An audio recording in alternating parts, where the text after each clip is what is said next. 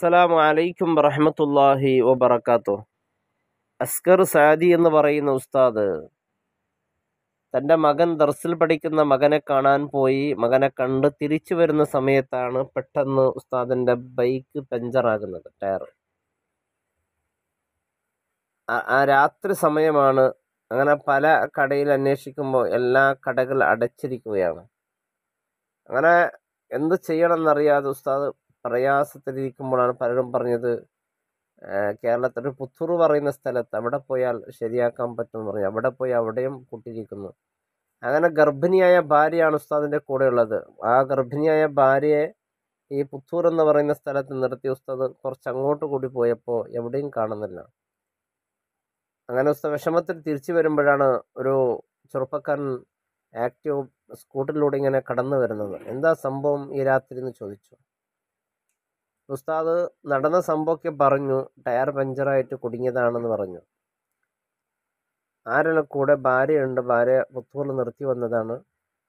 അപ്പോൾ ഈ ചെറുപ്പക്കാരൻ പെട്ടെന്ന് പറഞ്ഞു, അവിടെ നിന്ന് പോയി നിങ്ങളെ ഭാര്യ നിങ്ങൾ ആദ്യം കൊണ്ടുവരിക, കാരണം അവിടെ നല്ലൊരു സ്ഥലമില്ല എന്ന് പറഞ്ഞു.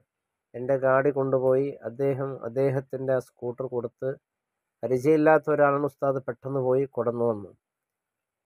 ഭാര്യയെ കൊണ്ടുവന്നപ്പോൾ അയാളോട് പറഞ്ഞു, ഇപ്പം പഞ്ചറടിക്കാനുള്ള ഒരു സാഹചര്യമൊന്നുമില്ല, ടയർ മാറ്റിത്തരാം, അതിനൊരു സാഹചര്യം ഉണ്ടാക്കാമെന്ന് പറഞ്ഞ് അതിനുള്ള കാര്യങ്ങൾ ഏർപ്പെടുകയും ഉസ്താദിനോട് പറഞ്ഞു, രാത്രിയായാലും ഭക്ഷണമൊന്നും കഴിച്ചിട്ടുണ്ടാവില്ല, നിങ്ങൾ നേരെ പോയി ഹോട്ടലിൽ നിന്ന് ഭക്ഷണമൊക്കെ കഴിച്ചു വരി, ഞങ്ങൾക്ക് ശരിയാക്കി വെക്കാമെന്ന് പറഞ്ഞു. വേണ്ട, പോകുന്ന വഴിക്ക് ഞങ്ങൾ ഭക്ഷണം കഴിക്കാമെന്ന് പറഞ്ഞു. അങ്ങനെ പരിചയമില്ലാത്ത ഒരാളാണല്ലോ.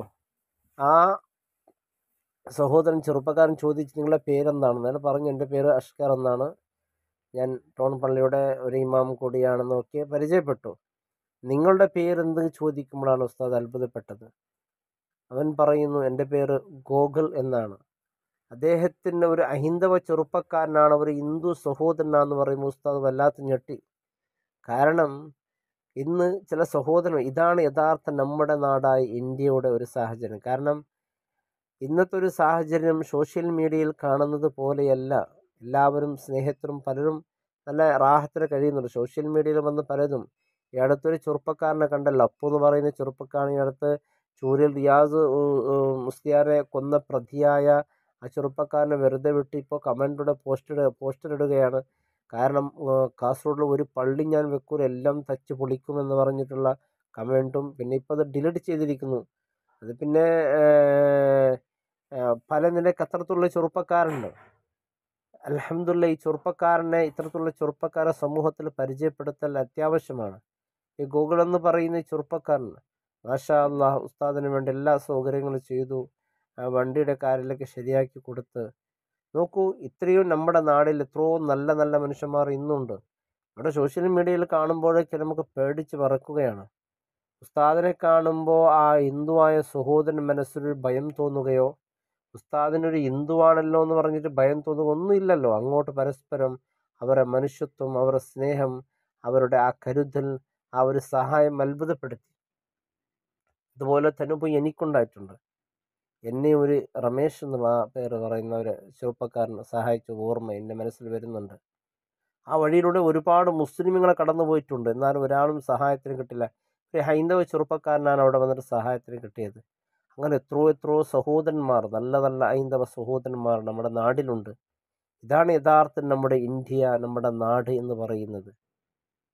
സാഹോദര്യത്തിൽ കഴിയുന്ന, അൽഹംദുലില്ലാഹ്, ആ ചെറുപ്പക്കാരൻ അല്ലാഹു ആഫിയത്തുള്ള ദീർഘായുസ്സും ആരോഗ്യം പ്രദാനം ചെയ്യട്ടെ. ചില ചെറുപ്പക്കാർ സോഷ്യൽ മീഡിയയിൽ വന്നിട്ട് പള്ളി കത്തിക്കും, മറ്റത് ചെയ്യും. ഒരുപാട് ഉസ്താദന്മാരെ അടുത്ത് തന്നെ കൊന്നു കളഞ്ഞു. അള്ളാഹുർക്ക് ശുഹദാക്കളുടെ പ്രതിഫലം അള്ളാഹു നൽകി അനുഗ്രഹിക്കട്ടെ. ഇത്തരത്തിലുള്ള ചെറുപ്പക്കാരെ നാം പ്രോത്സാഹിപ്പിക്കലും ഇവരെ ലോകത്ത് മുമ്പിൽ കാണിച്ചു കൊടുക്കലും നമ്മുടെ ബാധ്യതയാണ്. അള്ളാഹു അനുഗ്രഹിക്കട്ടെ. അസ്സലാമു അലൈക്കും.